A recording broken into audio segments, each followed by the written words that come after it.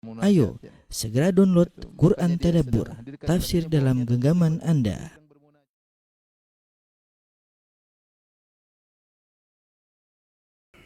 Bismillahirrahmanirrahim. Assalamualaikum warahmatullahi wabarakatuh. Alhamdulillahi ala ihsanih wa syukru lahu ala taufiqihi wa amtinanih. Asyhadu an la ilaha illallah wahdahu la syarika lahu ta'ziman li sya'nih wa asyhadu anna Muhammadan abduhu wa rasuluhu da'ila ridwanih. Allahumma salli alaihi wa ala alihi wa ashabi wa ikhwani. Para hadirin dan hadirat yang dirahmati oleh Allah Subhanahu wa taala. Pada kesempatan yang bahagia ini kita akan melanjutkan pembahasan tentang kisah sahabat mulia Ibnu Mas'ud radhiyallahu taala anhu. Dan seperti saya sampaikan tadi, insyaallah masih ada satu pertemuan lagi yang kita khusus tentang wasiat-wasiat beliau.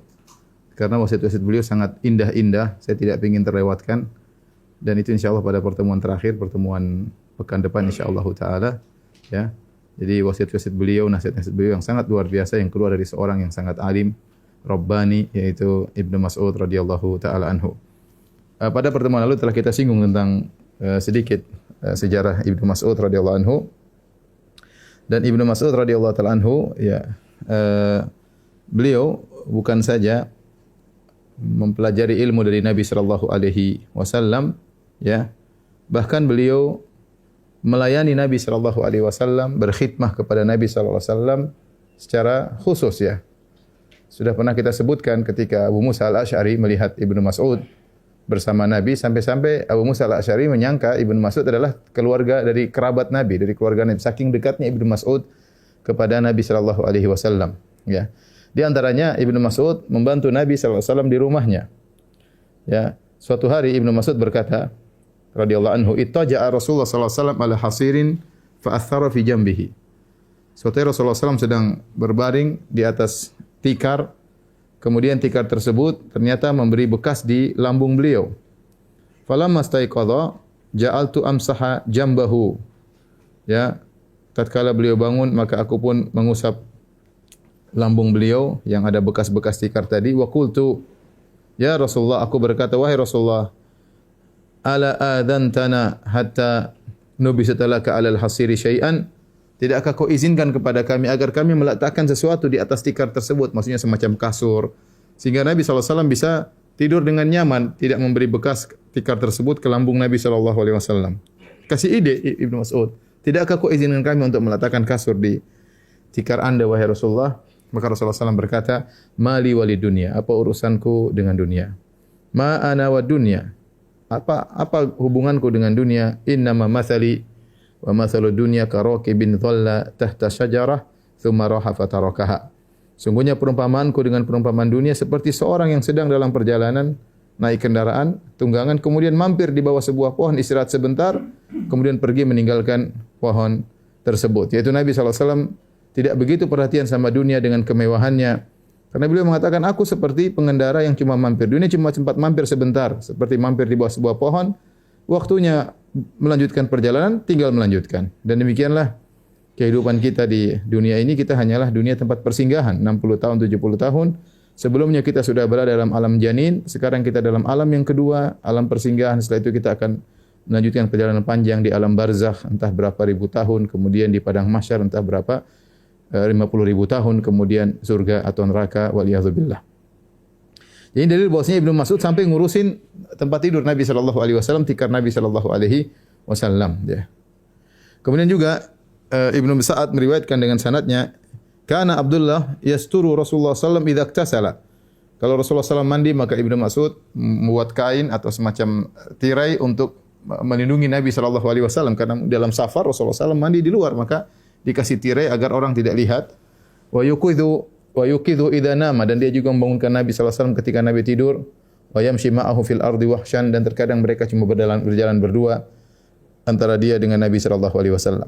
Demikian juga ketika Rasulullah SAW buang hajat, ya, dalam hadis yang sahih riwayat Bukhari dan Tirmidzi, Nasa'i, ya.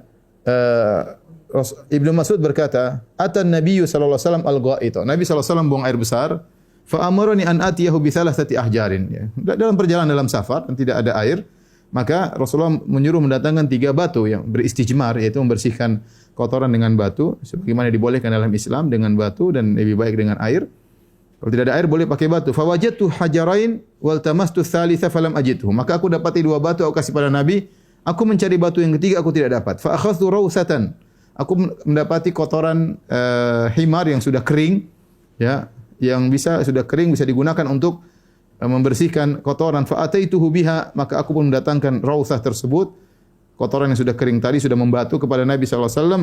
Fa akhadhal hajarain wa alqa rawsah. Maka Nabi mengambil 2 batu dan Nabi buang yang kotoran. Nabi berkata, innaha riksun, sungguhnya itu hanyalah najis. Jadi intinya sampai dalam masalah buang hajat pun Ibnu Mas'ud yang menyediakan batu agar Nabi bisa beristijmar. Kemudian juga Ibnu Sa'ad meriwayatkan di tabaqatnya, dia berkata, kana Abdullah yulbisu Rasulullah sallallahu alaihi. Ibnu Mas'ud radhiyallahu anhu memakaikan 2 sendal Nabi sallallahu alaihi wasallam. Thumma yamshi amamahu bil 'asa, kemudian dia pun jalan di hadapan Nabi pakai tongkat. Hatta idza ata majlisahu naza'ana alaihi. Kemudian jika Rasulullah sallallahu alaihi wasallam sudah duduk di tempat duduknya, naza'ana alaihi, maka Ibnu Mas'ud melepaskan kedua sendal Nabi sallallahu alaihi wasallam. Fa adkhalu ma fi dhira'ihi. Kemudian dia pun masukkan sendal Nabi, kedua sendalnya ke lengan beliau radhiyallahu taala anhu. Ya. Kalau jika Rasulullah SAW ingin berdiri, maka dia pakaikan lagi sendal Nabi sallallahu alaihi wasallam. Ya. Inilah Ibnu Mas'ud radhiyallahu taala anhu. Adapun qiraah Ibnu Mas'ud radhiyallahu anhu sudah kita singgung kemarin, kita ulangi lagi bagaimana bacaan Al-Qur'an dari Ibnu Mas'ud radhiyallahu taala anhu, di mana Ibnu Mas'ud pernah berkata, wallahi laqad akhadtu min fi Rasulillah sallallahu alaihi wasallam bid'an wa sab'ina surah. Demi Allah, sungguh aku mengambil langsung dari mulut Nabi sallallahu alaihi wasallam 70 sekian surat, ya. Wallahi laqad alima ashabun Nabi sallallahu alaihi wasallam anni min a'lamihim bi kitabillah. Sungguh para sahabat Nabi tahu, aku termasuk orang yang paling tahu tentang Al-Qur'an. Wa ma ana bi khairihim, dan meskipun aku bukan terbaik di antara mereka, tapi aku yang paling ngerti tentang Al-Qur'an. Ya.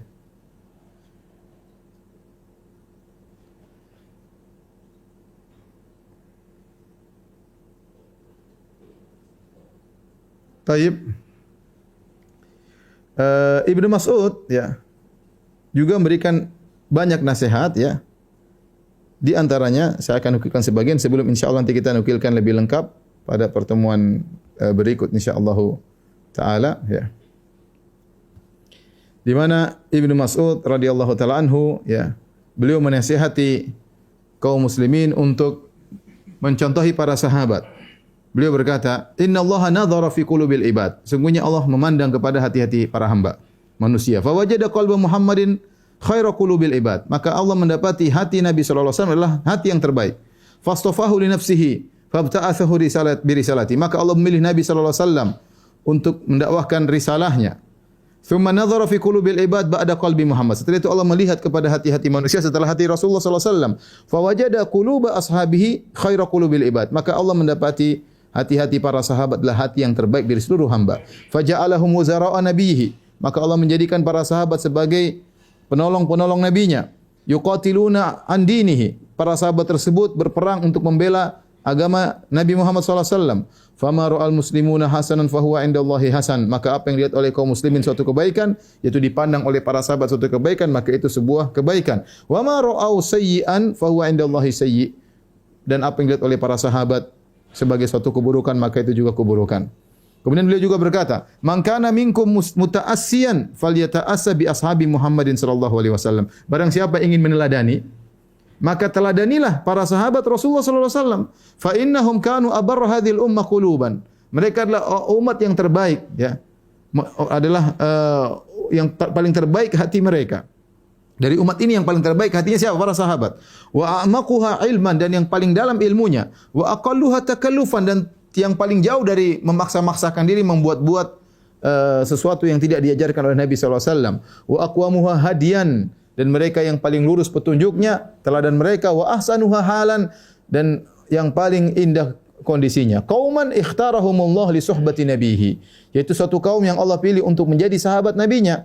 Wa iqamati dinihi, Allah pilih mereka untuk menegakkan agama Muhammad sallallahu alaihi wasallam, agama Allah.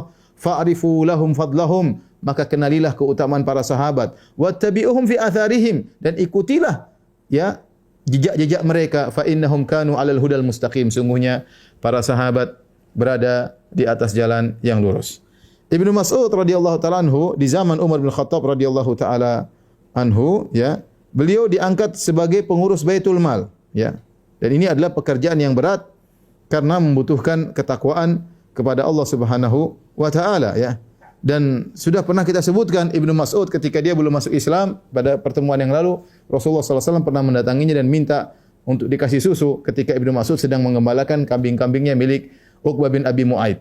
Kemudian Ibnu Mas'ud mengatakan, ini mu'taman, aku bukan pemilik kambing, aku hanya dipercayai dan aku tidak akan kasih susu kepada kalian. Itu dia sebelum Islam. Apalagi beliau sudah masuk Islam, apalagi sudah menjadi sahabat Rasulullah sallallahu alaihi wasallam.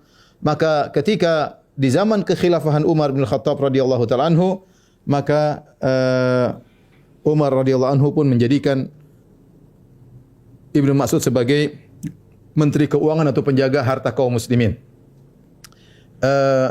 Kata Harithah bin Mudharrib qala quri'a alaina kitab Umar, dibacakan kepada kami surat perintah Umar. Jadi datang surat dari Umar dan mereka sedang berada di Kufah, Umar di Madinah radhiyallahu anhu. Maka dibukalah suratnya dan dibaca di hadapan khalayak, di hadapan rakyat. Inni qad ba'astu ilaikum Ammar bin Yasir amiran.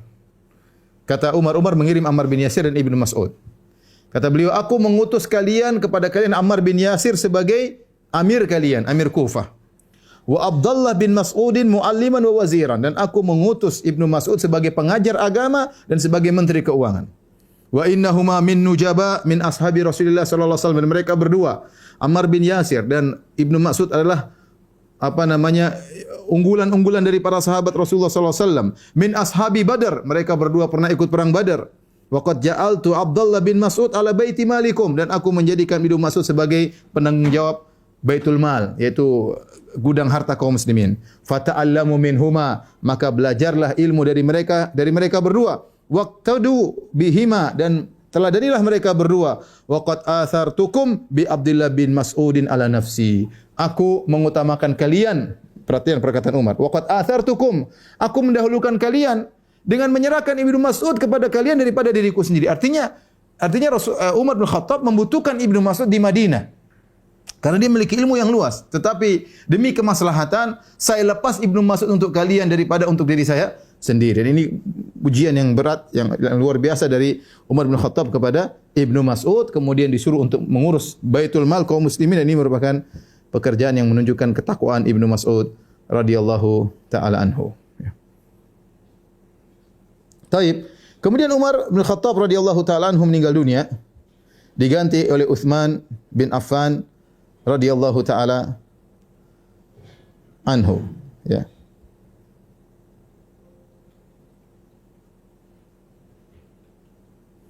Dan Ibnu Mas'ud kemudian membaiat Utsman bin Affan radhiyallahu taala anhu, ya.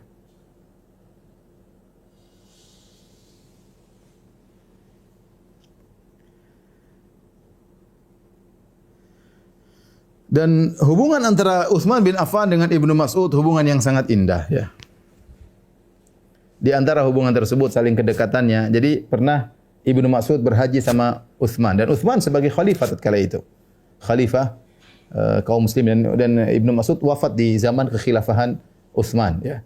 Utsman wafat tahun 35 Hijriah. Kemudian Ibnu Mas'ud 32 Hijriah.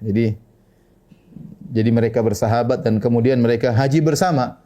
Sementara Utsman sebagai khalifah, Ibnu Mas'ud sebagai rakyat, ya. Apa kata Alqamah bin Qais, muridnya Ibnu Mas'ud? Kuntu ma Abdullah, aku bersama Abdullah bin Mas'ud.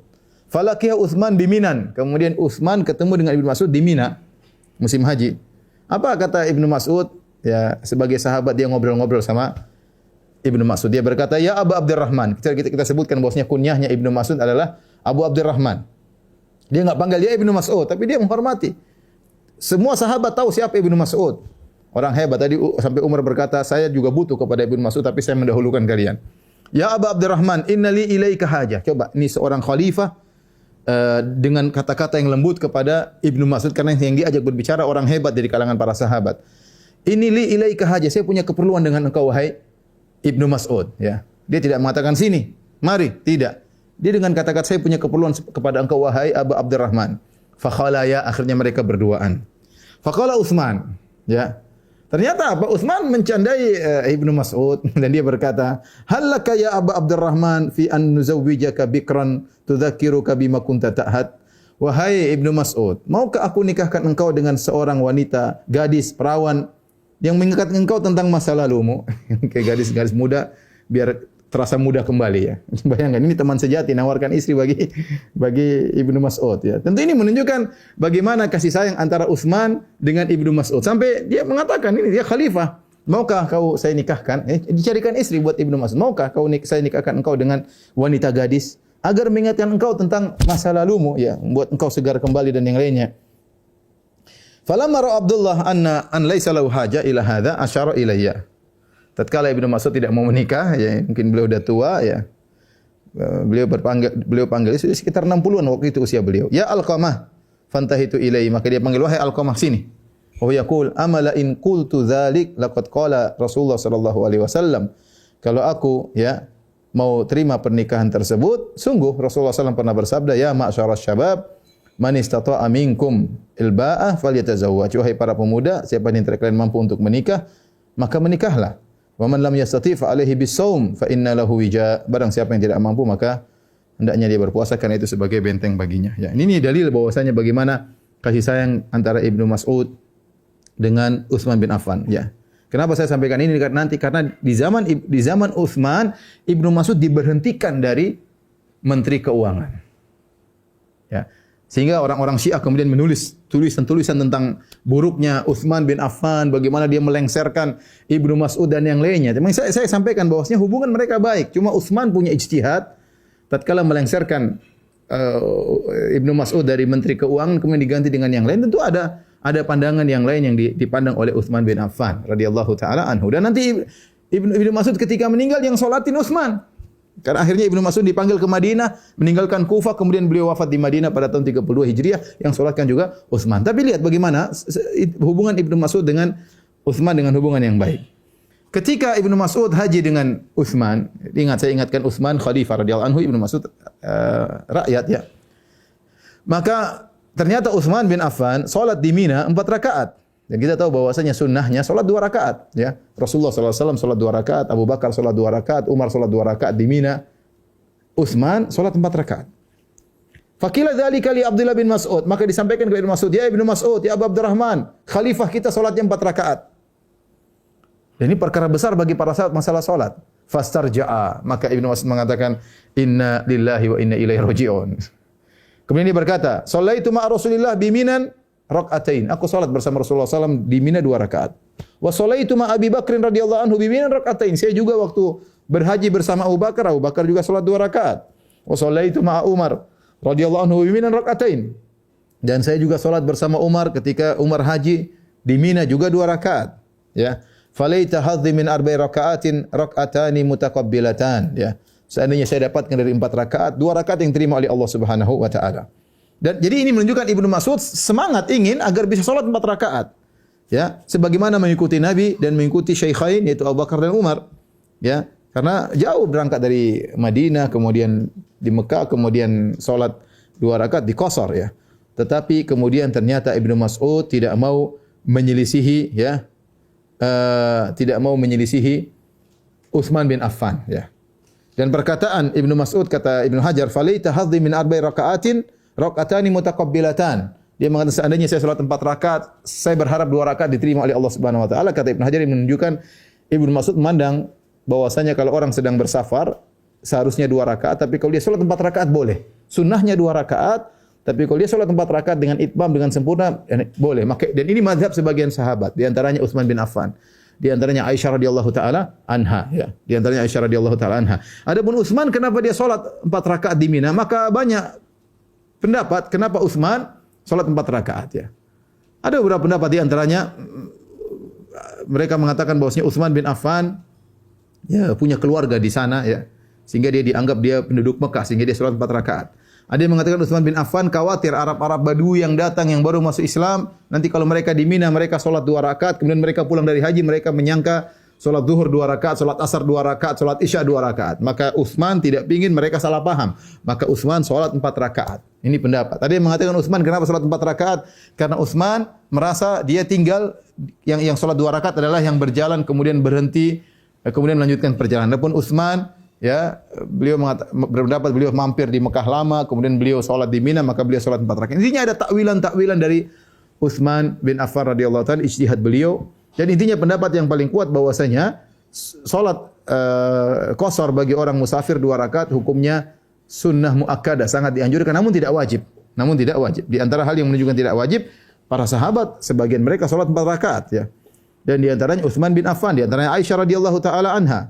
Dan di antaranya adalah Ibnu Mas'ud ngikutin Utsman.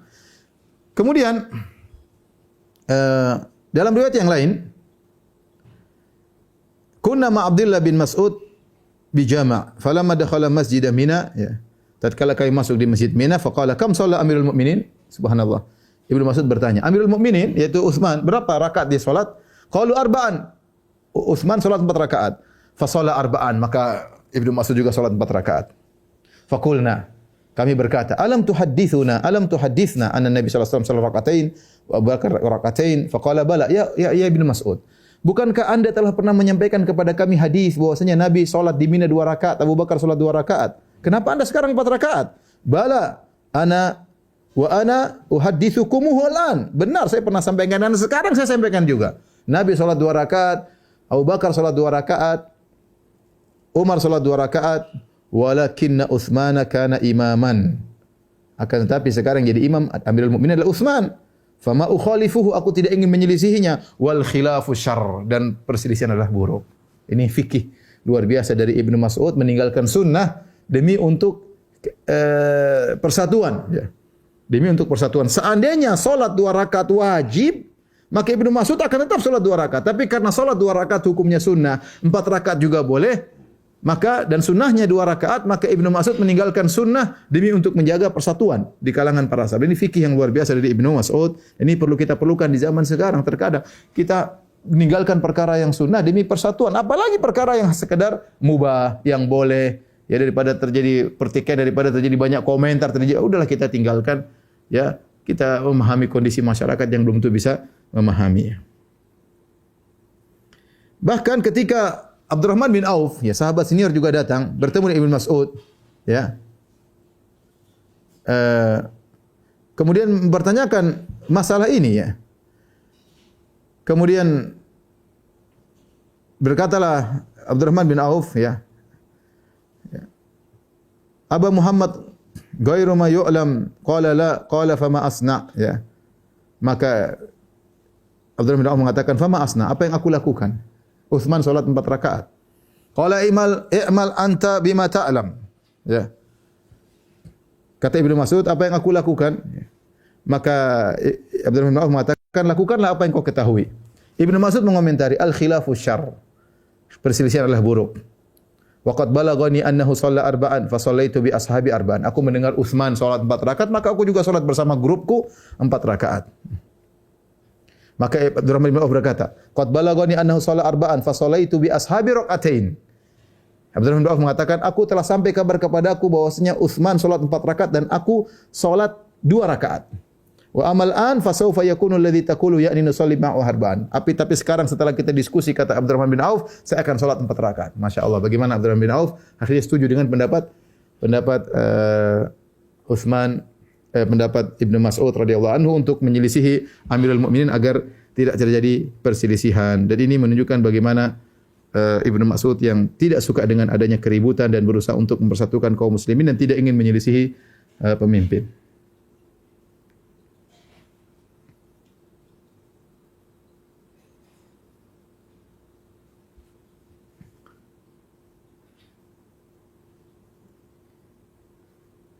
Ibnu Mas'ud radhiyallahu taala anhu, ya,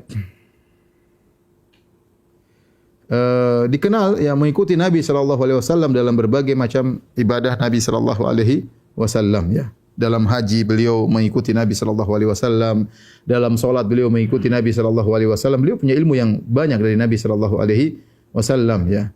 Kemudian puasa juga beliau banyak berpuasa, apalagi salat beliau sangat banyak salat ya. Kalau kita mau ceritakan satu-satu maka tentu sangat banyak bagaimana Ibnu Mas'ud sangat patuh kepada Nabi sallallahu alaihi wasallam ya. Tapi kita loncat saja ya. Bagaimana perhatian Ibnu Mas'ud terhadap Al-Qur'an?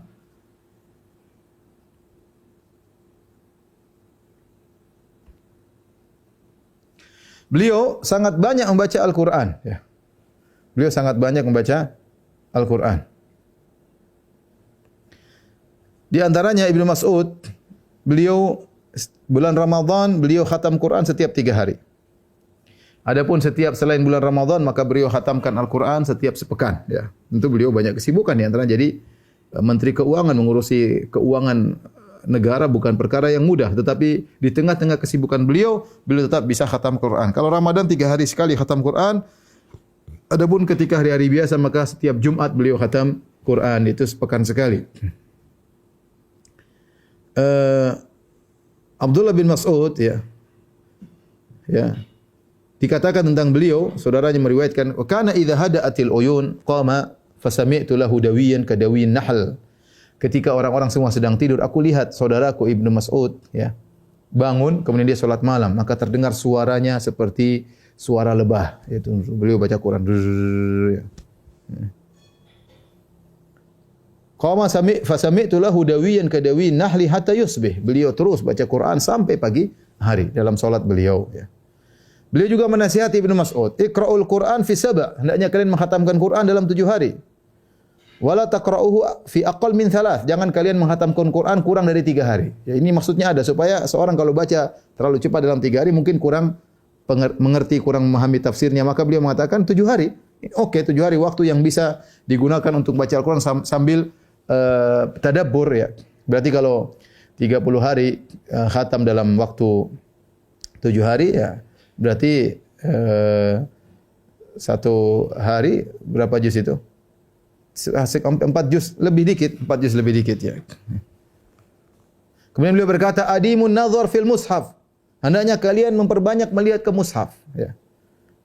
Kita sekarang Allah musta'an ya, jarang baca Al-Qur'an, banyakan lihat HP, banyakan nonton medsos dan yang lainnya ya.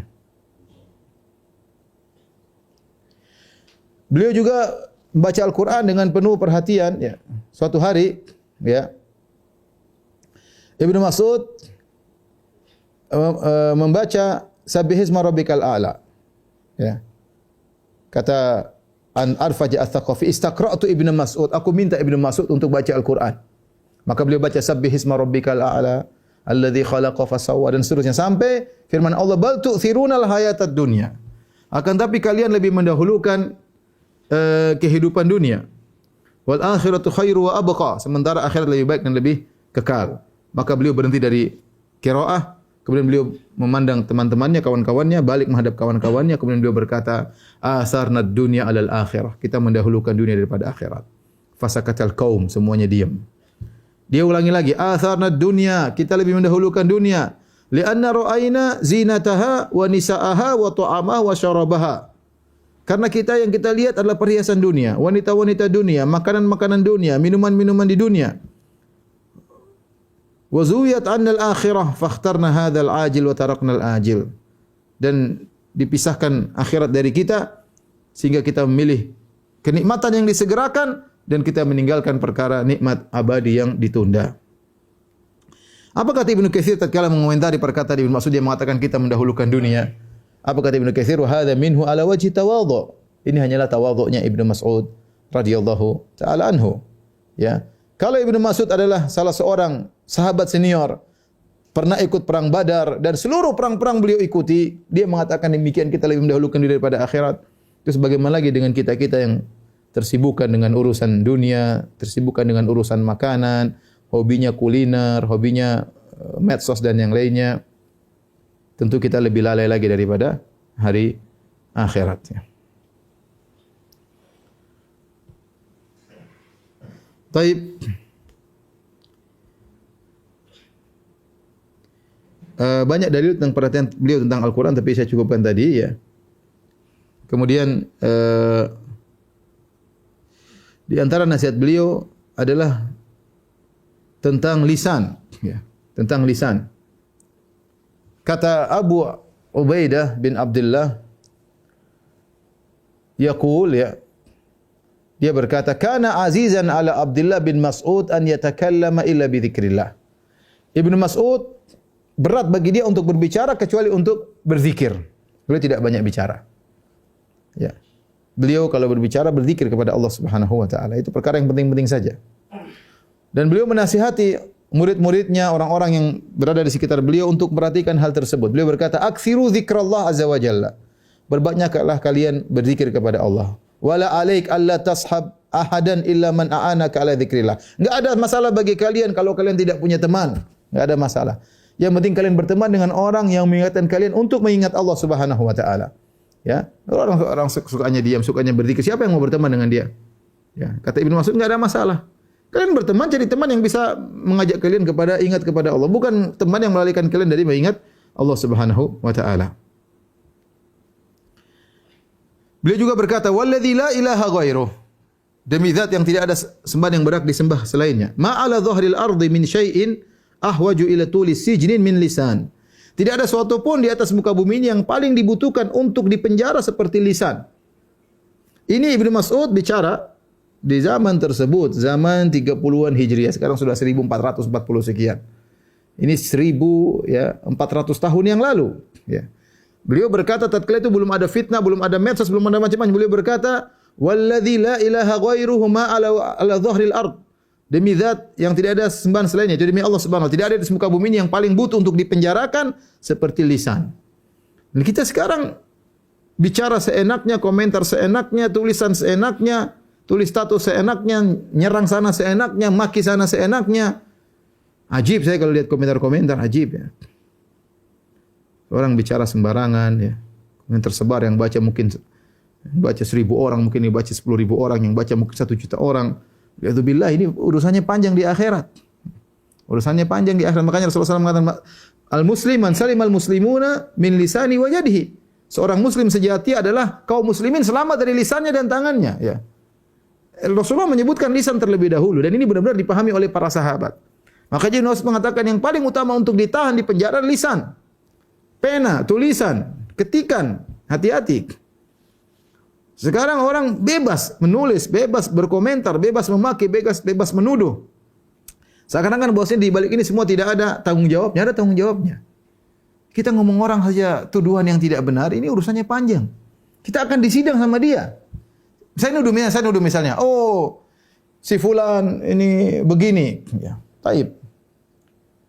Oh ini ustadz ini begini, ya kalau kau punya hujah tidak apa-apa. Jangan asal ngomong. Oh si fulan bilang begini, kalau tidak ada bahaya. Oh pejabat ini begini. Benar nggak ada bukti-bukti secara otentik yang bisa kau yakini kebenarannya untuk mengatakan pejabat ini begini-begini misalnya ya. Intinya hati-hati seorang berbicara. Kalau ada silakan terserah Anda. Yang penting nanti Anda kalau sudah nuduh orang, Anda akan disidang sama dia. Maka seorang hati-hati. Kalau sebisa dia kunci lisannya, ya itu lebih baik. Makanya Abu Bakar pernah memegang lisannya. Dia keluarkan, dia pegang. Dia mengatakan, "Hadzal ladzi awradanil mawarid." Ini yang membuat aku terjerumus pada tempat-tempat yang buruk. Itu Abu Bakar radhiyallahu anhu. Itu di zaman dulu ya ikhwan, belum ada medsos, belum ada macam-macam, belum ada.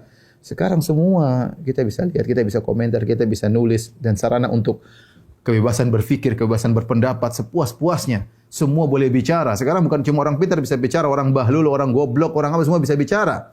Ya. Mau bicara agama, bicara politik, bicara bebas semuanya, terbuka selebar-lebarnya.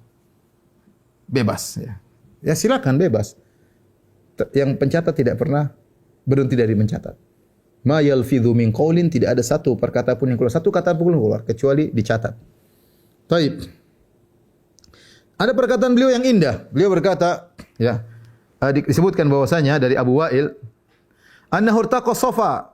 Beliau naik di atas bukit Safa, Ibnu Mas'ud, untuk perhatian terhadap lisan.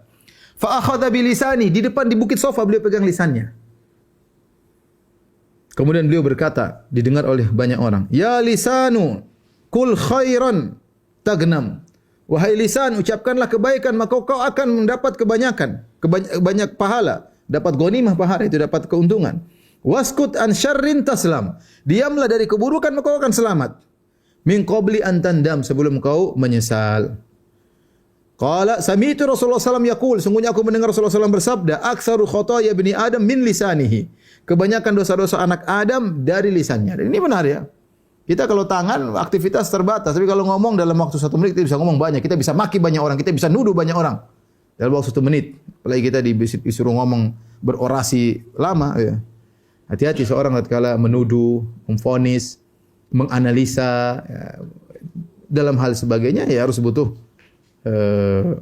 dalil. Kalau dia punya dalil silakan ucapkan dan dia siap disidang di hadapan Allah, enggak ada masalah ya.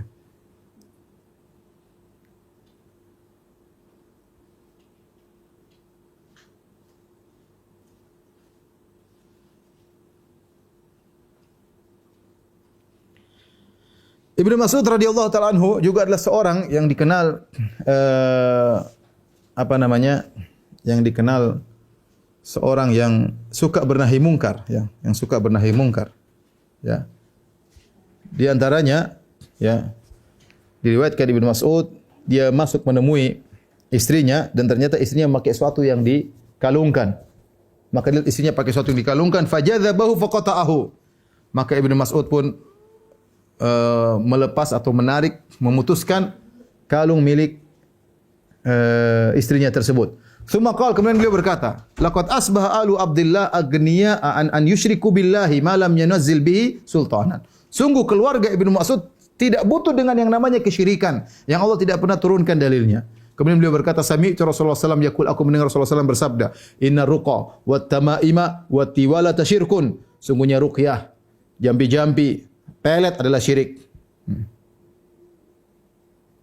Maka orang bertanya, ya Abu Abdurrahman, hadhihi ruqyah qad arafnaha. Ruqyah kami tahu ya Rasulullah. Ya Ibnu Mas'ud, fama tiwala? Tiwala itu apa? Kata beliau, syai'un tasna'uhu nisa yatahabbabna ila azwajihinna. Itu semacam sihir pelet yang menjadikan suami-suami jatuh cinta kepada istrinya. Ini semua syirik kata Ibnu Mas'ud. Tapi intinya dia bernahi mungkar, dia cabut kalung dari istrinya ya. Masruq berkata, kunna inda Abdullah bin Mas'ud, kami sedang berada di sisi Abdullah bin Mas'ud, faji'a bi dhara fatanaha rajulun faqala Abdullah udnu faqala inni hurimtu an akulahu. Ya. Maka didatangkan semacam makanan, kemudian seorang laki menjauh, dia tidak mau makan dari situ. Kemudian dia berkata, aku telah mengharamkan diriku untuk makan dari ini. Faqala Abdullah bin Mas'ud udnu fat'am wa kafir an yaminik. Sini makan dan bayar kafarah sumpahmu. Kemudian dia membacakan firman Allah, ya ayyuhalladzina amanu la tuharrimu thayyibati ma ahallallahu lakum. Wahai orang beriman, jangan kalian mengharamkan kebaikan-kebaikan yang Allah halalkan bagi kalian. Demikian juga Ibnu Mas'ud suatu hari datang 2 orang, kemudian salah satu mengucapkan salam, yang satu tidak mengucapkan salam. Maka Ibnu Mas'ud bertanya kepada yang tidak mengucapkan salam, "Ma sya'nuk? Ada apa?"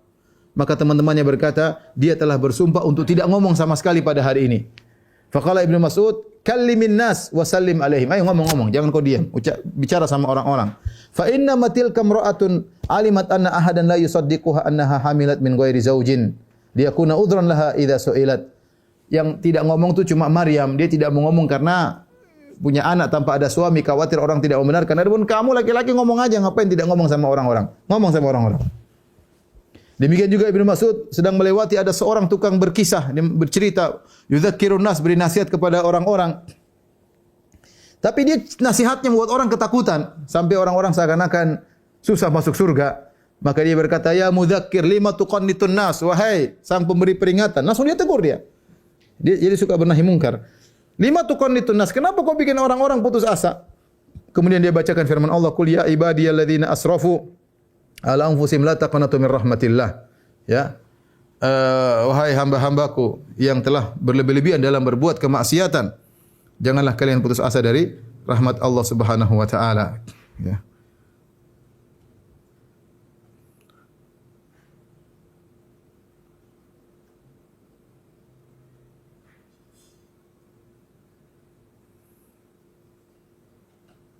Taib, di antaranya ya,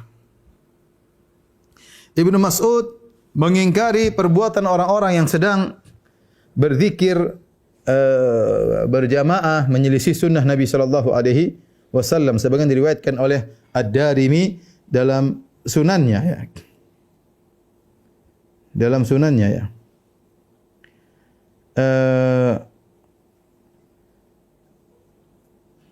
Perawi berkata ya dari Amr bin Yahya, dia berkata sami'tu abi yuhadditsu an abihi. Ya, aku mendengar ayahku meriwayatkan dari ayahku, dia berkata kunna najlisu ala babi Abdullah bin Mas'ud. Kami suatu hari sedang duduk di pintu Ibnu Mas'ud qabla salatil ghadat. Yaitu kami menunggu Ibnu Mas'ud sebelum salat subuh. Menunggu dia keluar dari rumah. Fa idza kharaja masyaina ma'ahu. Kalau dia keluar dari rumah maka kami ikut. Mungkin untuk ilmu sambil bertanya-tanya mungkin. Fa kharajna masyaina ma'ahu ila al-masjid. Kami berjalan bersama dia menuju masjid. Fa ja'ana Abu Musa al-Asy'ari. Tiba-tiba datang kepada kami Abu Musa al-Asy'ari, seorang sahabat mulia Abu Musa al-Asy'ari yang Nabi pernah memujinya dengan berkata, laqad utita mizmaran min mazamiri ali Daud. Engkau telah diberikan suara indah sebagaimana suara-suara indahnya keluarga Daud. Bagaimana Nabi terpesona dengan bacaannya Abu Musa al-Asy'ari radhiyallahu taala anhu. Tetapi dibandingkan Ibnu Mas'ud lebih senior, Ibnu Mas'ud lebih alim daripada Abu Musa al-Asy'ari. Ketika kami sedang menunggu Ibnu Mas'ud keluar, Ibnu Mas'ud belum keluar nih. Tiba-tiba Abu Musa al-Asy'ari datang dan dia berkata, "Akhraja ilaikum Abu Abdurrahman?" Apakah Ibnu Mas'ud, Abu Abdurrahman sudah keluar? Qulna la ba'd, belum. Fajalasa ma'ana, maka dia pun duduk bersama kami. Subhanallah, bagaimana Abu Musa al-Asy'ari menghormati Ibnu Mas'ud. Hatta kharaja, sampai Ibnu Mas'ud keluar. Falamma kharaja qumna ilaihi jami'an. Tatkala dia keluar kami pun berdiri menuju Ibnu Mas'ud. Faqala Abu Musa, "Ya Abu Abdurrahman." Maka Abu Musa berkata, "Wahai Ibnu Mas'ud, inni ra'aitu fil masjidi anifan amran ankartuhu wa lam ara walhamdulillah illa khairan." Saya tadi melihat suatu kejadian di masjid yang aku mengingkarinya, tapi menurutku ya aku tidak melihat kecuali kebaikan. Faqala famahu, apa yang kau lihat yang kau ingkari? Itu suatu hal yang baru, tapi saya lihat menurut saya baik. Cuma Abu Musa al-Asy'ari gelisah, ini apa? Makanya dia perlu tanya kepada orang yang lebih alim daripada dia, Ibnu Mas'ud radhiyallahu anhu. Qala in ishta fasatarahu, kalau kau masih hidup kau akan lihat. Itu lihat sendiri nanti. Maka dia berkata, "Ra'aitu fil masjid qauman hilaqan julusan yantadhiruna as-salata fi halaqatin rajulun. Fi kulli halaqatin rajulun." Aku melihat suatu kaum mereka berhalaqah-halaqah. Berkelompok-kelompok mereka sedang dalam kondisi duduk menunggu salat. Ya, dan di setiap halaqah ada seseorang. Wa fi aidihim hasan, dan di tangan-tangan mereka ada kerikil. Fayaqulu kabbiru mi'ah, maka sang pemimpin berkata, bertakbirlah 100 kali. Sabbihu mi'ah, bertasbihlah 100 kali. Fayusabbihuna mi'ah, fayukabbiruna mi'ah. Ayo takbir 100 kali. Allahu akbar, pakai kerikil 100 kali. Allahu akbar, sampai 100 kali. Habis kerikilnya. Dia berkata lagi, ya, halilu mi'ah, bertahlilah 100 kali. La ilaha illallah, la ilaha illallah, la ilaha, rame-rame, ya. Kemudian sabbihu mi'ah, bertasbihlah 100 kali. Maka mereka subhanallah, subhanallah, subhanallah. Ibnu Mas'ud berkata kepada Abu Musa al-Asy'ari, "Famadza qulta lahum?" Tadi kau lihat mereka, apa yang kau katakan kepada mereka? Qala ma qultu lahum syai'an. Aku tidak mengucapkan sama sekali. Intidhara ra'yik, aku nunggu pendapat. Subhanallah. Ya, dia tidak terburu-buru, dia bilang saya tunggu pendapatmu. Aku tunggu pendapatmu. Aw intidhara amrik, atau saya tunggu perintahmu. Qala afala amartahum an ya'uddu sayyi'atihim. Kenapa kau tidak langsung bilang mereka, hitung saja keburukan-keburukanmu. Hitung saja keburukan-keburukan kalian. Wa dhaminta lahum an la yadhi'a min hasanatihim, dan kau jamin kalau kalian hitung-hitung keburukan kalian, maka aku jamin keburukan kalian tidak akan hilang, ya. Tsumma madha fa madainya. Kemudian Ibnu Mas'ud berjalan menuju masjid. Wa madaina ma'ahu, dan kami pun berjalan menuju masjid bersama Ibnu Mas'ud. Hatta ata halaqatan min tilkal hilaq. Sampai akhirnya Ibnu Mas'ud datang kepada satu kelompok di antara halaqah-halaqah tersebut. Fa waqafa alaihim. Kemudian beliau pun berdiri di hadapan mereka. Mereka sedang berzikir, diberhentikan oleh Ibnu Mas'ud. Ya. Ibnu Mas'ud kemudian berkata, "Ma hadzal ladzi arakum tasnaun?" Apa ini yang aku lihat kalian sedang lakukan? Qalu ya Abu Abdurrahman Hasan, na'uddu bihi takbir wa tahlil wa tasbih. Ini kerikil-kerikil kami buat hitung-hitung zikir ya untuk tasbih, takbir, tahlil. Maka Ibnu Mas'ud berkata, "Uddu sayyi'atikum." Hitung saja keburukan kalian. Ngapain kalian zikir? Hitung aja keburukan dosa-dosa kalian. Fa ana dhaminun an la yadhi'a min hasanatikum syai'. Aku jamin tidak ada sedikit pun dari dosa kalian yang akan sirna, akan hilang. Waihakum ya ummata Muhammad. Kemudian dia mengatakan, sungguh menyedihkan kalian wahai umat Muhammad. Ma asra'a halakatakum. Betapa cepat kebinasaan kalian. Haula'i ashabu nabiyyukum sallallahu alaihi wasallam mutawafirun. Ini sahabat Nabi masih banyak. Kenapa berani melakukan perbuatan yang tidak dicontohkan oleh Nabi? Ini sahabat, kenapa begitu cepat sekali kalian binasa? Ini haula'i ashabu Rasulullah sallallahu alaihi wasallam mutawafirun wa hadhihi thiyabuhu lam tubla. Ini baju Nabi belum musang, masih ada, belum rusak, belum sirna. Aniyatuhu lam tuksar, dan ini bejana-bejana Nabi juga masih belum hancur. Artinya baru saja Nabi meninggal, sahabat masih banyak. Ya, walladzi nafsi biyadihi. Perhatikan Ibnu Mus'ad bagaimana dia kencang mengingkari bid'ah yang mereka lakukan. Innakum la ala millatin hiya ahda min millati Muhammadin sallallahu alaihi wasallam au muftatihu babi dhalalah. Sungguhnya kalian sedang berada di atas agama yang lebih baik daripada agamanya Rasulullah sallallahu alaihi wasallam, atau sungguhnya kalian sedang membuka pintu-pintu kesesatan, ya. Dan ini logika yang sederhana, ya. Ini logika sederhana dari Ibnu Mas'ud. Rasulullah kan sering bersabda dalam hadisnya, ya, wa khairul huda huda Muhammad. Sebaik-baik petunjuk Muhammad. Sekarang Muhammad sallallahu alaihi wasallam tidak pernah berzikir dengan cara demikian. Bikin kelompok, satu pemimpin, ayo tasbih 100 kali. Subhanallah, subhanallah, subhanallah rame-rame. Ayo takbir 100 kali. Allahu akbar. Tidak pernah. Maka yang kalian bikin ini baru, cuma dua kemungkinan. Kalian telah mendatangkan agama baru, ajaran baru yang lebih baik daripada ajarannya Muhammad. Logika sederhana. Atau kemungkinan kedua, kalian menyelisihi, membuka pintu-pintu kesesatan. Sederhana. Innakum, perhatikan. Kata beliau, ya. Innakum la ala millatin hiya ahda min millati Muhammad. Kalian sekarang sedang berada di atas agama yang lebih baik daripada agama Muhammad. Au muftatihu babil dhalal, atau kalian buka pintu-pintu kesesatan. Qalu wallahi ya Abu Abdurrahman. Kata mereka, demi Allah ya Abu Abdurrahman, ma aradna ilal khair. Kami tidak berkehendak kecuali kebaikan. Kami ini niatnya baik, kata mereka. Kata Ibnu Mas'ud, wa kam min muridin lil khairi lan yusibahu. Betapa banyak orang ingin kebaikan tidak meraihnya. Inna Rasulullah sallallahu alaihi wasallam haddatsana, sungguhnya Rasulullah sallallahu mengabarkan kepada kami, anna qauman yaqra'una al-Qur'an la yajawizu taraqiyahum. Ada suatu kaum yang mereka baca Al-Qur'an, yaitu orang Khawarij. Mereka baca Al-Qur'an, namun Al-Qur'an tersebut tidak melewati kerongkongan mereka, cuma di mulut. Tidak masuk dalam hati, tidak ditadaburi. Padahal orang Khawarij orang-orang Arab, mereka ngerti bahasa Arab. Mereka ngerti baca Quran tapi tidak ditadaburi, tidak masuk ke dalam hati mereka, cuma tidak bisa melewati kerongkongan mereka. Wa imallah ma adri la alla aktsarahum minkum. Aku tidak tahu, bisa jadi kalian adalah kebanyakan dari mereka. Tsumma tawalla anhum. Kemudian Ibnu Mas'ud meninggalkan mereka. Faqala Amr bin Salamah, ra'ayna 'amata ulaikal hilaq yuta'inunana yaumal Nahrawan ma'al Khawarij. Aku melihat kebanyakan mereka tadi ternyata ikut serta dengan orang-orang Khawarij dalam peristiwa Nahrawan tatkala orang Khawarij berperang dengan kaum muslimin. Artinya Ibnu Mas'ud mengingkari bahwasanya bahaya kalau kalian ini beribadah dengan kebodohan. Betapa banyak orang beribadah dengan kebodohan akhirnya melakukan kesilapan-kesilapan yang berbahaya, ya. Ya, di antaranya seperti yang mereka lakukan, ya. Sebagaimana perkataan Ibnu Sirin rahimahullah, beliau berkata, perhatikan ini pentingnya nuntut ilmu. Beliau berkata, Ibnu Sirin, dinukil oleh Ibnu Abdul Bar dalam kitabnya Al-Istidhkar. Beliau berkata, inna qauman taraku talabal ilmi wa mujalasatil ulama. Ada suatu kaum, mereka meninggalkan menuntut ilmu dan mereka tidak mau duduk dengan para ulama.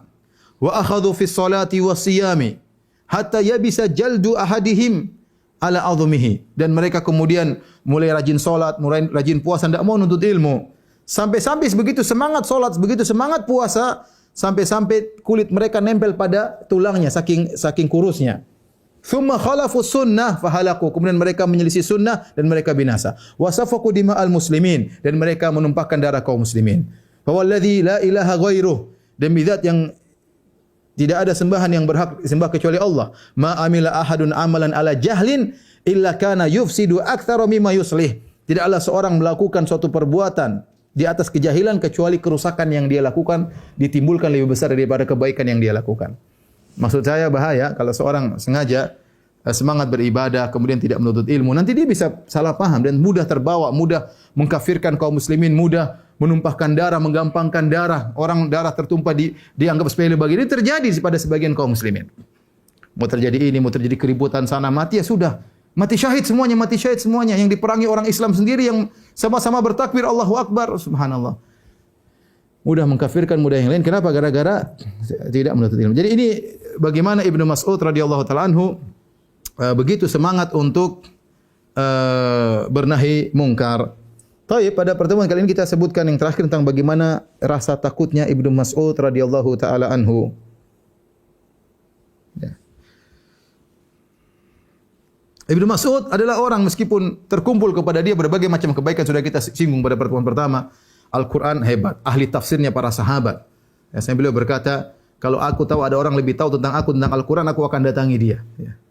Aku ini yang paling tahu tentang Al-Quran, bukan sombong. Ibnu Mas'ud menyampaikan bahwasanya apa yang terjadi sekarang dia yang lebih. Yang pakar Al-Quran dua, Ibnu Mas'ud sama Ibnu Abbas. Tapi Ibnu Mas'ud duluan meninggal. Ibnu Abbas diberi umur yang panjang sehingga dia banyak mengajar tafsir dan yang lainnya. Tapi di antara yang hebat Ibnu Mas'ud. Ya. Ibnu Mas'ud ya. Taib.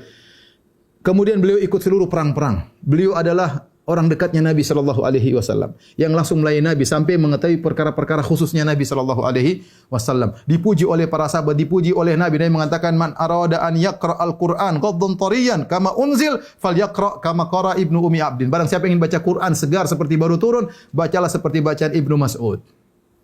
Pujian bukan Nabi yang pernah mengatakan, "Ya Ibnu Mas'ud, bacakan Al-Qur'an kepadaku." Ibnu Mas'ud bacakan surat An-Nisa, ya. Kemudian Nabi SAW menangis. Jadi Ibnu Mas'ud bukan orang sembarang. Dipercaya oleh Umar untuk menjadi menteri keuangan, mengatur keuangan kaum muslimin. Luar biasa. Tapi apakah beliau ujub? Apakah beliau pede sombong? Enggak. Apa kata beliau? La an akuna a'lam anna Allah yaqbalu minni amalan ahabu ilayya min an yakuna li mil'ul ardi dhahaban. Kalau saya tahu Allah menerima satu saja amalanku, lebih aku sukai daripada saya punya emas sebanyak dunia ini. Dia tidak pede. Dia mengatakan kalau saya tahu satu amalan saya diterima, saya sungguh bahagia. Lebih saya sukai daripada saya punya emas satu dunia ini. Ketika satu Masruk bercerita, Masruk ini muridnya, dia bercerita, qala rajulun inda Abdullah, ada seorang berbicara di hadapan Ibnu Mas'ud. Dia berkata, "Ma uhibbu an akuna min ashabil yamin. Akun minal muqarrabin ahabu ilayya." Jadi kan dalam Al-Qur'an disebutkan penghuni surga ada dua. Al-Muqarrabin yang paling tinggi, kemudian Ashabul Yamin. Dua-dua penghuni surga, tapi Al-Muqarrabin lebih tinggi. Ashabul Yamin masih di bawah. Maka ada seorang bicara, semangat. Aduh, saya kurang suka kalau jadi Ashabul Yamin. Saya mau jadi Al-Muqarrabin, surga yang paling tinggi. Kita semua begitu. Ya. Dia ngomong di depan Ibnu Mas'ud. Ibnu Mas'ud yang sangat soleh, sangat bertakwa. Yang langsung ngambil Al-Quran 70 surat lebih dari mulut Nabi SAW. Maka dia berkata, dia komentar terhadap komentar orang ini, lakin hahuna rajulun wadda law annahu idza mata lam yub'ats. Tapi di antara kalian ada seorang laki-laki yang berharap kalau dia meninggal tidak dibangkitkan lagi. Maksudnya saking takutnya. Tidak pede untuk bertemu Allah Subhanahu wa taala. Tidak bangga, tidak ujub, jauh dari ujub sama sekali. Ini keluar dari mulut Ibnu Mas'ud. Kalau kau masih tidak pingin jadi ashabul yamin, ingin yang muqarrabin, jangan, saya saja tidak pingin. Kalau mati tidak pingin dibangkitkan. Takut. Ya. Sama seperti Umar bin Khattab ketika akan meninggal, waktu dipuji-puji, engkau bersama Nabi, engkau begini, engkau begini, kata dia kafafan. Cukup, yang penting saya selamat. Umar. Padahal Nabi sudah bilang engkau masuk surga. Ya. Nabi pernah ketemu dengan seorang wanita cantik di surga, kata Nabi, ternyata ini istananya Umar bin Khattab radhiyallahu taala anhu. Nabi sudah kesebutkan kepada Umar, engkau masuk surga. Aku melihat istanamu di surga wahai Umar. Tapi Umar tetap tidak sombong, tidak pede. Demikian juga sahabat yang seperti Ibnu Mas'ud radhiyallahu taala anhu, ya. Ibnu Mas'ud juga pernah berkata, subhanallah, dia berkata dari Ibrahim At-Taimi, dia berkata, qala Abdullah, berkata Ibnu Mas'ud, "Lau ta'lamuna dzunubi ma wa ti'aqibi itsnan." Kalau kalian tahu dosa-dosaku, tidak ada dua orang ikut ekor aku di belakang. Enggak ada yang nunggu-nunggu aku di belakangku, dua orang enggak ada. Wala hathaitumut turaba ala ra'si. Kalau kalian tahu dosa-dosaku, kalian akan menaburkan tanah ke atas kepalaku. Lawadittu anna Allah ghafara li dzamban min dzunubi. Dan aku berharap Allah mengampuni dosa dari dosa-dosaku. Wa inni du'itu Abdullah bin Rawthah, dan aku dipanggil Abdullah bin Rawthah. Rawthah itu kotoran ya. Artinya Ibnu Mas'ud jauh dari namanya ujub, jauh dari namanya angkuh, jauh dari merasa tinggi ya. Padahal semua nilai agama ada pada dirinya. Mau bicara Quran luar biasa. Mau bicara ibadah jangan tanya. Bicara kedekatan kepada Nabi jangan tanya. Amanah jangan tanya. Semua lengkap di Ibnu Mas'ud. zuhud, jangan tanya semuanya. Tapi dia bilang kalau sampai dia tegur orang, kenapa orang banyak ikut dia? Dia tegur, kalau kalian tahu dosa-dosa kalian tidak akan ada orang dua ngekorin saya. Ya. Ini Ibnu Mas'ud radhiyallahu taala anhu. Taib, inilah para pemirsa yang dirahmati Allah Subhanahu wa taala. Insyaallah pada pertemuan ketiga kita akan khusus membahas tentang nasihatnya Ibnu Mas'ud karena nasihatnya sangat indah ya. Sayang kalau kita lewatkan. Demikian saja apa yang bisa saya sampaikan pada kesempatan ini. Kalau ada yang bertanya, saya persilakan. Wallahu taala alam bis-shawab. Baik Ustaz, alhamdulillah jazakallahu khairan atas materinya. Selanjutnya sudah ada banyak pertanyaan yang masuk. Akan kami berikan kesempatan untuk bertanya langsung. Yang pertama kepada Al-Ah Abu Fatih dari Kayu Ringin. Silakan. Abu Fatih Kayu Ringin. Silakan bertanya langsung pada Ustaz. Assalamualaikum Ustaz. Waalaikumsalam warahmatullahi wabarakatuh. Barakallahu fiik. Wa fiik. Bagaimana Rasulullah Shallallahu Alaihi Wasallam bisa mengetahui loyalnya seorang sahabat atau malah dia munafik? Jadi bagaimana cara Rasulullah mengetahui loyalnya? Rasulullah SAW sebagian orang munafik dikasih tahu oleh Allah, sebagian tidak tahu. Rasulullah tidak tahu isi hati manusia. Kata Nabi SAW, inni lam umar bitanqibi qulubin nas. Aku tidak diperintahkan untuk mengorek-orek isi hati manusia. Ya. Makanya ketika orang-orang tidak ikut perang Tabuk, orang-orang munafik tidak ikut dan mereka minta uzur. Dan Nabi biarin aja. Sampai Ka'ab bin Malik ketika dia tidak ikut perang Tabuk, dia bilang kalau saya mau ngomong sama Nabi, saya bisa. Tapi saya bohong. Artinya Nabi tidak, sahabat pun tahu Nabi tidak tahu isi hati manusia kecuali Allah kasih tahu. Ya. Makanya Allah mengatakan maradu ala nifaq, ada orang munafik di wa min ahlil Madinati, ada di antara penduduk kota Madinah ada yang maradu ala nifaq. Apa tenggelam dalam kemunafikan kata Nabi, kata Allah Subhanahu wa taala la ta'lamuhum, engkau tidak mengetahui mereka tapi Allah tahu mereka. Jadi orang munafik pun ada dua, ada yang Nabi tahu dan ada yang Nabi tidak tahu. Dari orang munafik yang Nabi tahu dari siapa? Allah yang kasih tahu. Allah kasih tahu orang munafik. Tentu kalau ciri-cirinya kelihatan. Tetapi Nabi tidak bisa memastikan dia munafik atau tidak kecuali Allah kasih tahu karena Nabi tidak tahu isi hati manusia ya. Oleh karena ketika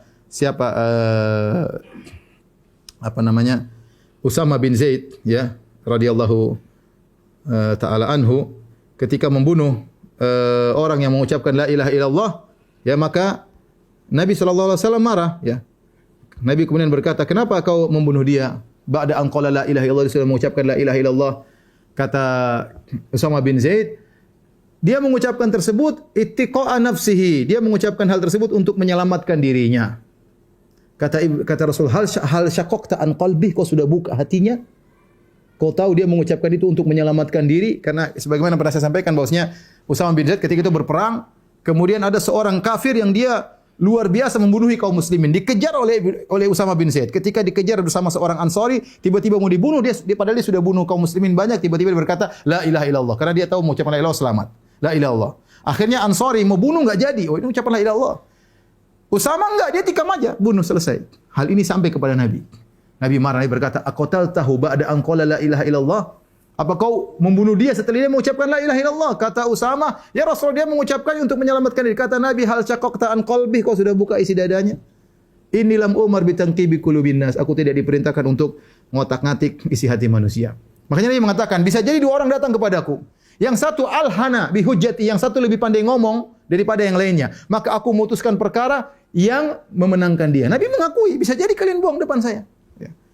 Oleh karenanya orang-orang munafik yang sebagian Nabi tidak tahu, sebagian Allah kasih tahu. Tapi kalau secara ciri-ciri para sahabat bisa mengira-ngira.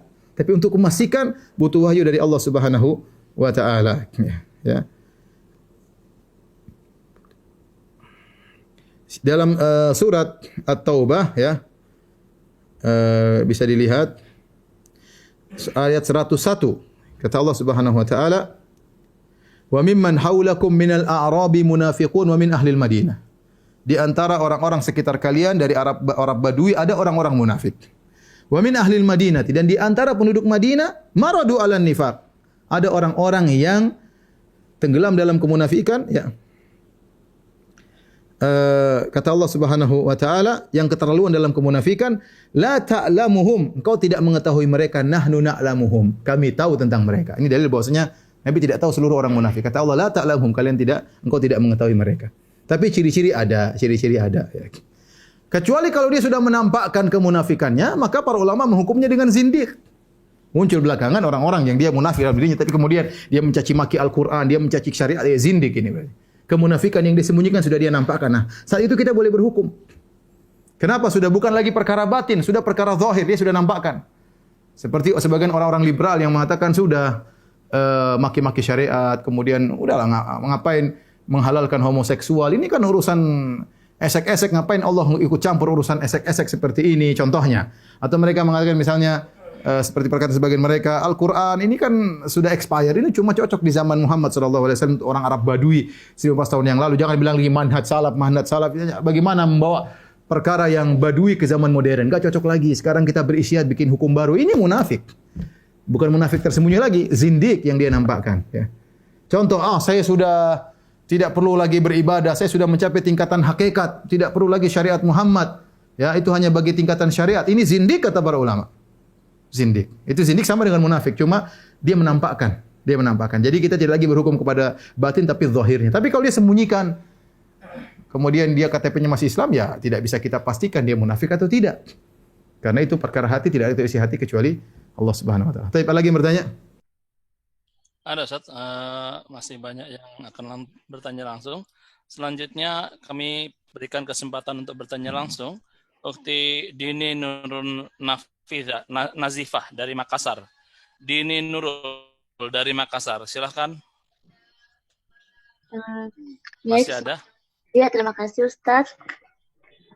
Saya ingin bertanya, kalau misalnya kan kita mau tahajud, terus kadang kita melaksanakan 2 rakaat, terus besoknya lagi 4 rakaat. Tapi maksudnya tidak teratur 4 rakaatnya, Ustaz. Apakah boleh? Iya, jadi tidak masalah. Salat tahajud, kata Rasulullah SAW, salatul lail masna. Salat tahajud, salat malam 2 rakaat. Sebisa mungkin, kalau bisa 11 rakaat, 8 rakaat sama 3 witir yang terbaik. Mau lebih daripada itu juga boleh. Yang benar, salat malam tidak ada batasannya. Kurang daripada itu 4 juga boleh. Witir 1 rakaat, boleh 2 rakaat, salat malam 3 rakaat, witir. Bebas, nggak ada masalah. Ya, tapi kalau kita bisa continue seperti Nabi SAW 11 rakaat, itu yang terbaik. Tapi seandainya tidak bisa selalu 11 rakaat, berubah-ubah bilangannya, nggak ada masalah. Karena itu kelapangan yang syariat berikan. Wallahu a'lam bishawab. Bisa. Baik Ustaz. Cukup ya.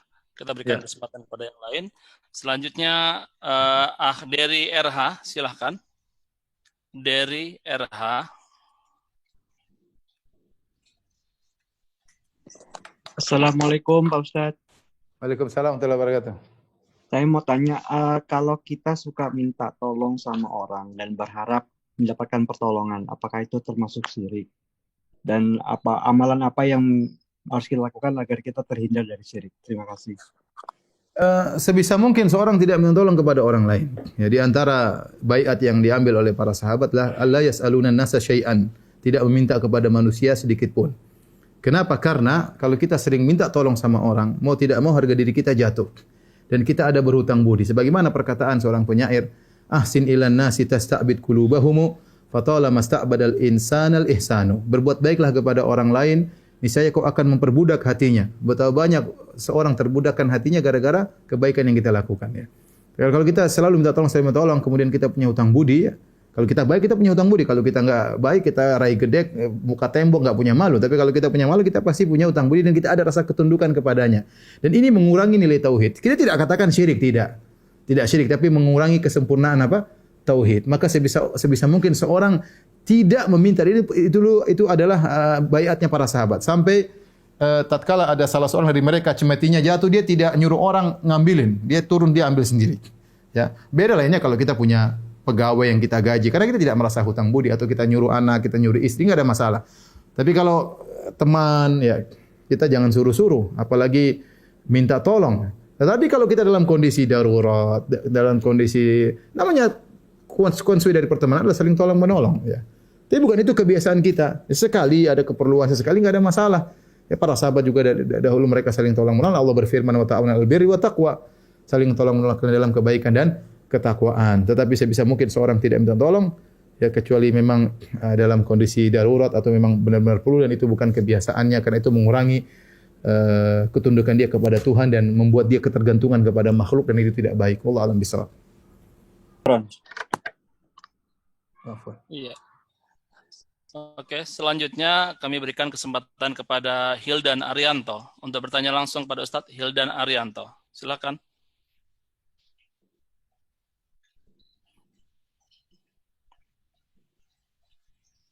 Hildan Arianto, Mas Nona, monitor. Oke, saya bacakan Ustadz. Ustadz, apakah boleh orang yang terkena sihir cara mengobatinya dengan cara diruqyah dengan bantuan jin? Lagi rame nih, Ustaz. Ngapain? Ya, ruqyah rukun juga kayaknya, Ustaz. Ngapain bantuan jin? Kalau itu baik, itu sudah dilakukan oleh para sahabat. Nabi SAW dulu banyak jin-jin sampai minta Nabi berdakwah kepada para jin. Sampai disebut dengan Lailatul Jin, malam jin. Yaitu Nabi sampai sahabat, siapa yang ikut saya mau berdakwah ke para jin. Nabi diundang para jin ngisi kajian. Saya belum pernah. Tetapi Nabi datang ngisi kajian sama para jin, menyampaikan bacakan ayat Al-Quran. Terkadang mereka datang dengan diam-diam, terkadang Nabi datang memenuhi panggilan mereka. Ya. Tapi Nabi tidak pernah minta tolong sama mereka. Dalam perang Badar, kalau memang jin-jin, Nabi panggil, ayo para jin, ayo lawan tu Abu Jahal. Abu Goblak tangkap kakinya, masukkan pasir ke dalam hidungnya. Enggak pernah Nabi demikian gitu. Itu congornya masukin nama. Enggak pernah Nabi ngomong demikian. Nabi juga tidak pernah dalam perang Uhud, padahal Nabi bilang terdesak, punya pasukan jin. Bahkan istrinya kalungnya hilang, Nabi tidak pernah panggil jin.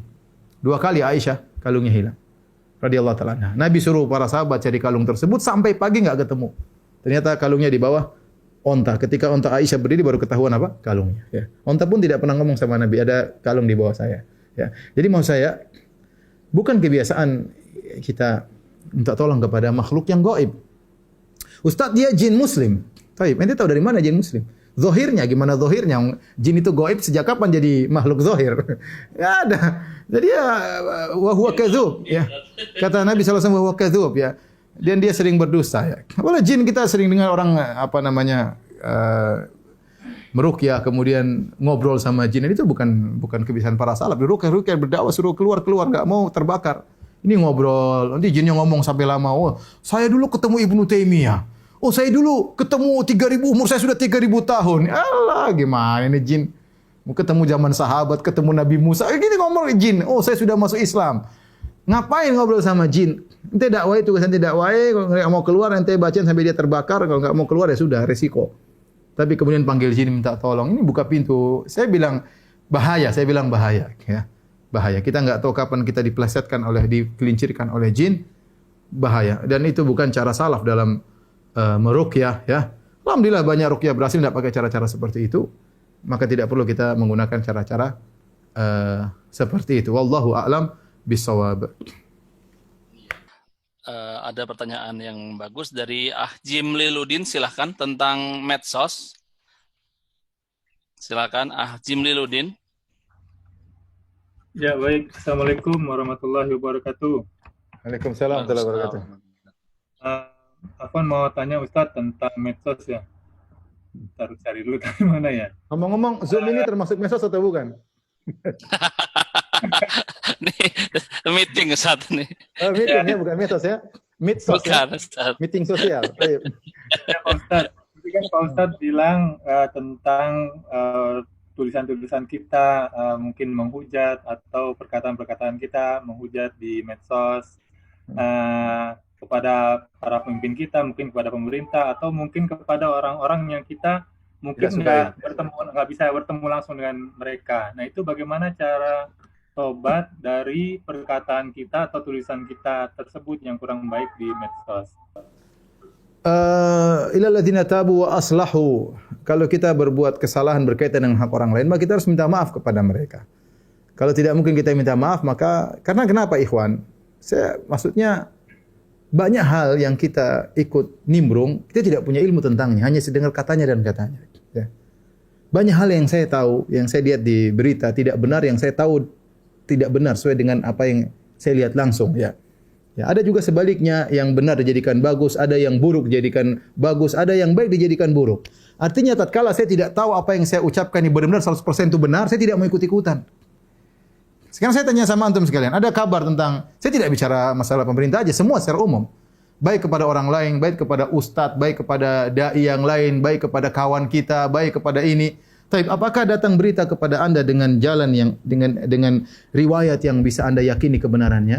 Kalau Anda yakini kebenarannya atau dia ngomong dia ngakui, itu lain cerita. Tapi kalau ini berita dari fulan, dari berita ini, sumber berita ini, ya terkadang mereka bohong dan sering mereka bohong. Ya.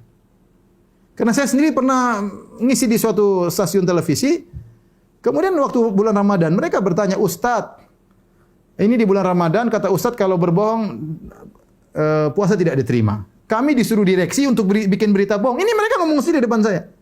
Kami disuruh direksi untuk bikin berita bohong di bulan Ramadan. Yang tidak terima puasanya direksi doang atau kami juga. Saya bilang enak aja semuanya kalian bekerja sama dalam apa?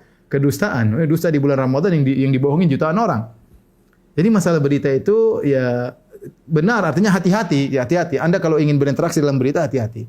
Yakin benar atau tidak. Kalau benar, benar-benar yakin 100% benar. Tidak ada tambah, tidak ada kurang. Ya karena kita nggak lihat langsung kejadiannya. Kemudian ada cerita-cerita dari kalau Anda sesuatu wala taqfu ma laysa laka bi'ilm inna sam'a wal basara wal fuada kullu ulaika anhu mas'ula. Kata Nabi, jangan kalian mengikuti apa yang kalian tidak punya. Kata Allah, jangan engkau mengikuti apa yang kalian tidak punya ilmunya. Sudah, pendengaran, penglihatan akan dimintai pertanggungjawaban oleh Allah Subhanahu wa taala. Enggak tahu diam. Yang tahu silakan. Yang berkompeten, politikus silakan.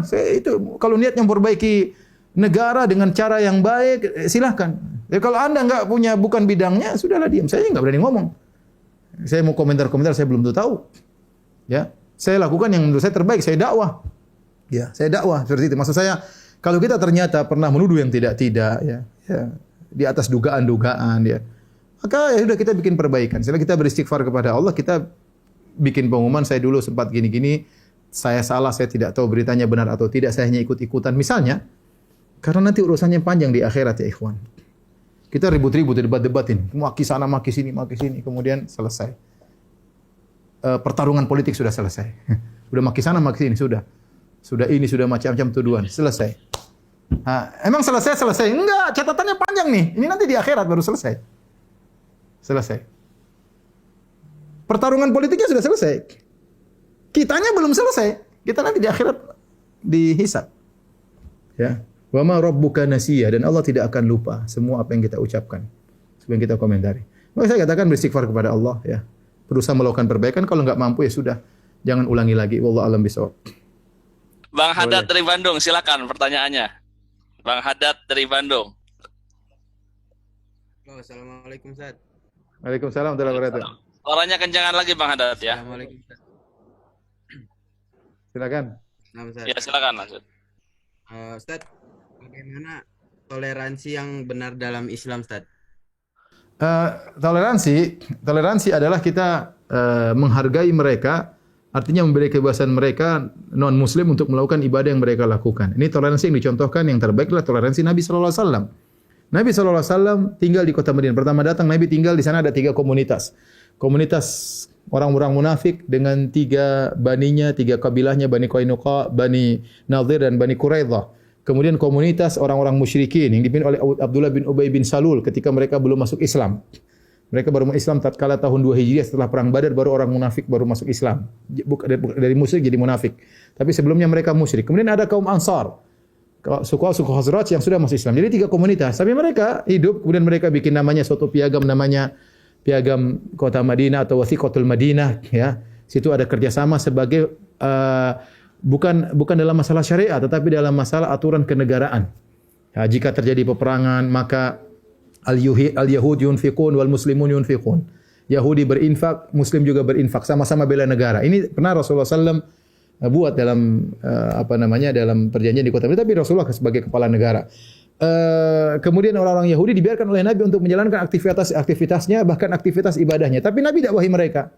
Itulah toleransi yang Nabi berikan. Kita pun mencontohi Nabi SAW. Jadi kita sekarang tinggal di negara Islam, di situ ada agama-agama selain Islam, ada beberapa agama. maka kita berbuat baik kepada mereka, dan Allah telah mengatakan la yanhakumullahu 'anil ladzina lam yuqatilukum fid din wa lam yukhrijukum min diyarikum an tabarrum wa tuqsitu ilaihim. Allah tidak melarang kalian untuk berbuat baik kepada mereka, untuk berbuat adil kepada mereka selama mereka tidak memerangi agama kalian, selama kalian tidak diusir oleh mereka dari negeri kalian. Sungguhnya Allah mencintai orang-orang yang bersikap adil. Oleh karena Nabi sallallahu alaihi wasallam punya pembantu dari Yahudi, ya. Dan Nabi sallallahu alaihi wasallam ketika pembantu tersebut sakit, Nabi menjenguk pembantu tersebut. Bayangkan seorang kepala negara Islam menjenguk pembantu Yahudi. Apa yang lakukan Nabi sallallahu alaihi wasallam? Ketika Nabi sallallahu alaihi wasallam menyampaikan hadis, ya. La yazalu Jibril yusini bil jar hatta dhanantu annahu sayuwarithuhu. Jibril senantiasa datang kepadaku mewasiatkan engkau untuk berbuat baik kepada tetangga sampai aku menyangka tetangga akan menjadi ahli waris. Dan ini diriwayatkan oleh sahabat. Sahabat suruh keluarganya bikin kue, makanan enak diberikan kepada tetangganya Yahudi. Kenapa? Dia mengamalkan hadis Nabi sallallahu alaihi wasallam bahwasanya tetangga yang harus dibaiki termasuk tetangga non muslim, ya. Jadi toleransi artinya kita membiarkan mereka di atas ajaran mereka. Kalau kita bisa dakwah yang terbaik sebagaimana Nabi mendakwai, bukan toleransi kita membenarkan. Ente Yahudi, kita Islam, sama-sama surga. Di surga kan ada kapling Islam, kapling Yahudi, kapling Nasoro, kapling PKI, kapling ateis, kapling enggak, kita enggak gitu, ya. Kita urusan masing-masing agama. Saya mau dakwahi antum ya dengan cara yang baik, mau diskusi oke. Tapi Anda mau melakukan ibadah Anda silakan, itu namanya toleransi. Adapun campur baur, kita ikut serta dalam ajaran mereka, ikut serta perayaan mereka, mereka ikut serta dalam perayaan kita, itu namanya bukan toleransi. Itu telah menghilangkan identitas. Toleransi itu apa? Identitas terjaga, tapi kita menghargai yang lain. Itu namanya toleransi. Nah, kalau identitas kita sudah hilang, itu nggak perlu toleransi. Kita sudah campur baur.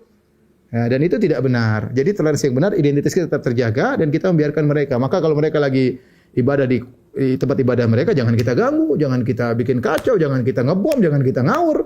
Tidak boleh seperti itu. Ya. Jadi itu toleransi. Dan itu sudah difatwakan oleh Majelis Ulama Indonesia dan fatwanya yang lama, bahwasanya kita bekerja sama sebagai anggota negara, ya, saling bahu-membahu untuk kepentingan nasional. Itu perlu kita tingkatkan. Masing-masing menjalankan ibadah masing-masing tanpa ada campur aduk antara ibadah maupun akidah, apalagi akidah. Demikian saja apa yang saya sampaikan pada kesempatan kali ini. Semoga bermanfaat kepada Bang Pitung dan kawan-kawan sekalian. Semoga kita bertemu lagi di pekan depan, kita lanjutkan tentang wasiat-wasiat Ibnu Mas'ud secara khusus. Ya, saya ulangi, insyaallah kita lanjutkan pertemuan ketiga tentang wasiat-wasiat Ibnu Mas'ud radhiyallahu taala anhu. Wabillahi taufiq wal hidayah. Assalamualaikum warahmatullahi wabarakatuh.